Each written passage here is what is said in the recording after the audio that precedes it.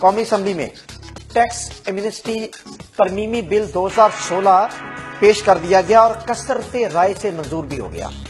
کالا دھن سفید کرنے کی بارے میں پیش کیا جانے والا قومی اسمبلی کا بل کثرت رائے سے منظور کرنا انتہائی افسوسناک بات ہے، اور اس سے ہمارے جو سیاستدان ہیں، ہمارے جو اسمبلیوں میں بیٹھے ہوئے ہمارے نمائندے ہیں، ان کا کیا تاثر ابھرتا ہے، کیا تاثر پڑتا ہے، وہ کیا ملک میں اس لیے قانون ساز اسمبلیوں میں پہنچتے ہیں کہ وہ ان کے سیاستدانوں کے اپنے اور ان کے ساتھیوں کے اور اس ملک میں لوٹ مار کرنے والے اور کالا دھن جمع کرنے والے لوگوں کا خون پسینے کی کمائی لوٹ کر اپنے بینک بیلنس بڑھانے والے اور اپنا سرمایہ بڑھانے والے ایک وقت آتا ہے وہ اس انتظار میں بیٹھے ہوتے ہیں، حکومت آئے گی اور اسمبلی میں بل پیش ہوگا، اسمبلی میں بل پیش ہو کے کالے دھن کو سفید کرنے کا ایک موقع دیا جائے گا۔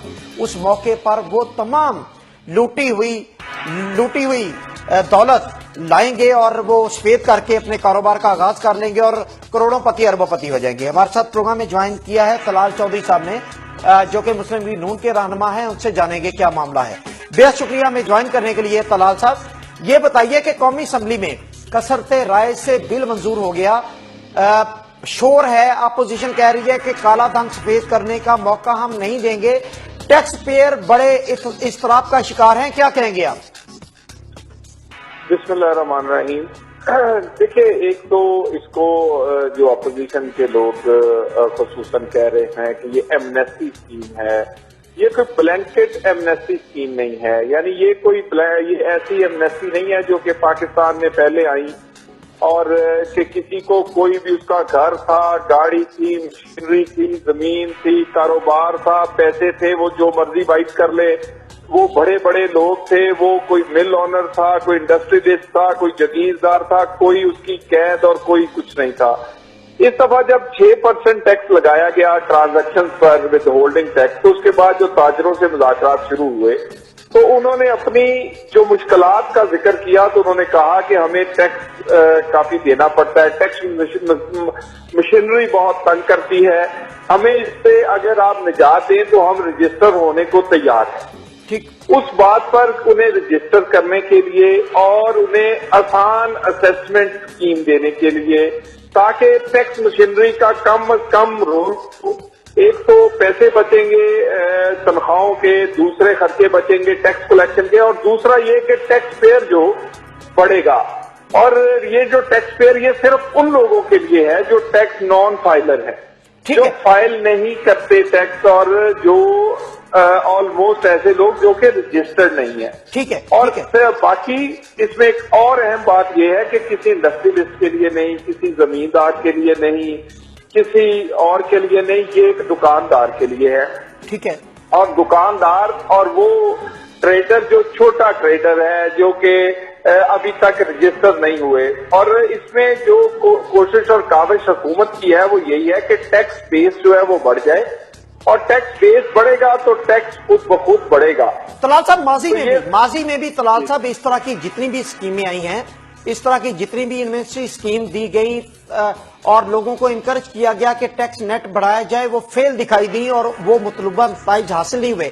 میں آپ سے صرف یہ جانوں گا کہ آپ نے کہا کہ ان لوگوں کے لیے جو ٹیکس نہیں دیتے رہے ماضی میں، اور 5 کروڑ سے 25 کروڑ تک، کیا ایک کریانے والے کی یا دکاندار کی کیپیسٹی ہے کہ وہ اتنا سرمایہ جمع کر لے 25 کروڑ تک، وہ 25 لاکھ دے کے جمع کروا کے وہ سفید کر لے؟ دوسری بات طلال صاحب، کیا پاکستان میں کرمنل افراد جو جرائم میں ملوث ہیں وہ حکمرانوں کو کہیں کہ ہم 5 وقت کی نمازیں پڑھنا شروع کر دیتے ہیں، ہم کرائم کو چھوڑ دیتے ہیں، تو کیا آپ سب کے لیے کوئی بل پاس کر دیں گے کہ یہ جرائم سے مبرہ ہو گئے اور اب یہ نمازی ہو گئے؟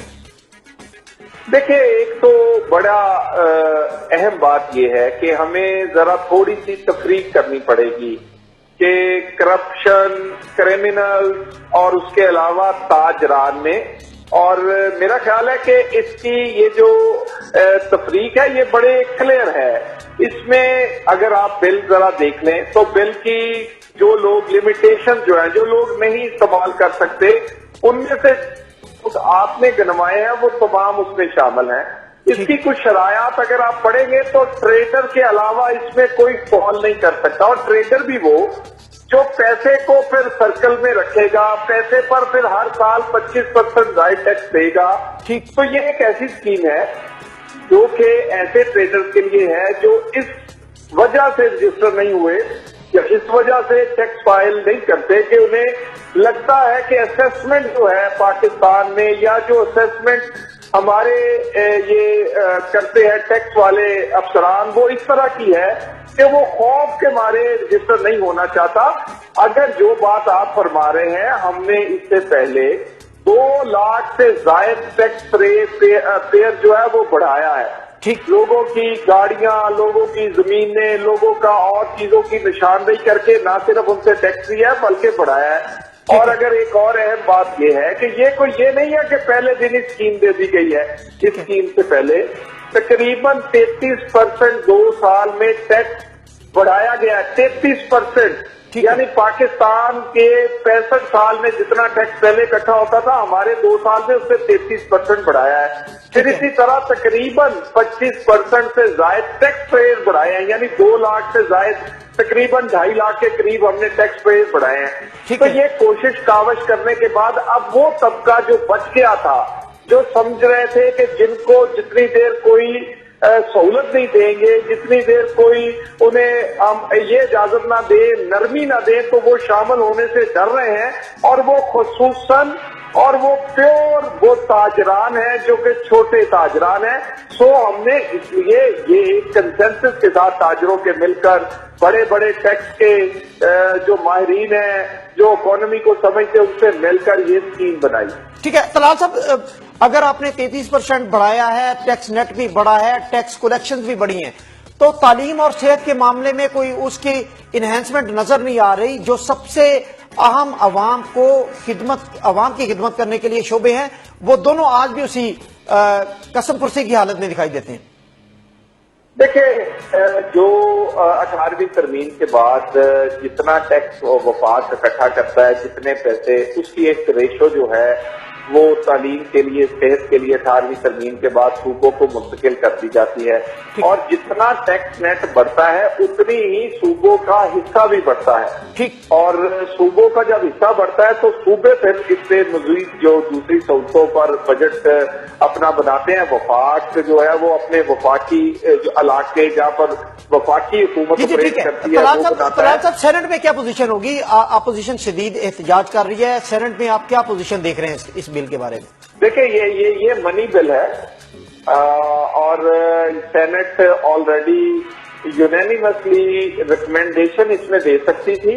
कानूनी तौर पर ये मनी बिल है। मनी बिल पर सिर्फ कौमी असेंबली जो है उससे पास होना जरूरी होता है। बेहद शुक्रिया तलाल चौधरी साहब मुस्लिम लीग के रहनुमा हमारे साथ मौजूद थे और बात कर रहे थे कि ये क्योंकि फाइनेंशियल बिल है इसलिए कौमी असेंबली से पास होना ही इसका काफी है, और इसका मतलब ये कि काला धन सफेद करने का ये कानून लागू हो चुका है और उन अफराद को फायदा है जिन्होंने माजी में कभी पाकिस्तान की इकोनॉमी में कंट्रीब्यूट नहीं किया और पाकिस्तान को कभी पाकिस्तान की डेवलपमेंट में 1 रुपया भी डालने की जसारत नहीं की। चलते चलते मैं आप 2 छोटी सी खबरें आपसे डिस्कस करना चाहता हूं कि वर्ल्ड इकोनॉमिक फोरम में नवाज शरीफ साहब ने डेवोस में पाकिस्तान को दरपेश सूरत पर भी बात की, दहशतगर्दी पर भी बात की और दहशतगर्दी के खिलाफ कामयाबियों की भी बात की। और आज चेयरमैन सेनेट रजा रब्बानी ने वजीर दिफा ख्वाजा आसिफ को सेनेट में दाखिले पर बरहमी गैर हाजिरी पर बरहमी से उनके सेनेट में दाखिले पर पाबंदी लगा दी। आज पाकिस्तान में अब तक इतना ही। अब आपसे मुलाकात होगी कल, तब तक के लिए इजाजत चाहूंगा। अल्लाह हाफ़िज़ नासिर।